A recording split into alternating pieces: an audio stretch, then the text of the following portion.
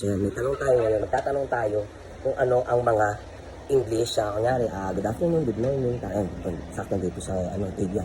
Ibang lahi to. Ilya, can I ask a question? Yeah. What is good morning in Tagalog? Puti na mo. Good. So let's go to Isaac. Isaac, Yo. I have something question to you. Okay. What is good afternoon in Tagalog? Good afternoon in Tagalog. King Inomo. That's good. Tingin mo. So, tapos na tayo dun sa dalawang mga may lahi. Dun sa Tagalog naman tayo kalahi natin, okay?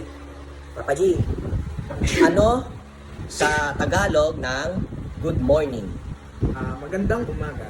Mali, bumo mo. Ano ba? Putang ina mo. Takay ka, puti. Yan, punta naman tayo kay Ezekiel, ang kapatid ni Kiefer. Okay. Ezekiel, may tanong ako sa'yo. Ano sa Tagalog ng good afternoon? Ganda nga. Bobo. Ang tama doon, king ina mo. King Ina mo rin.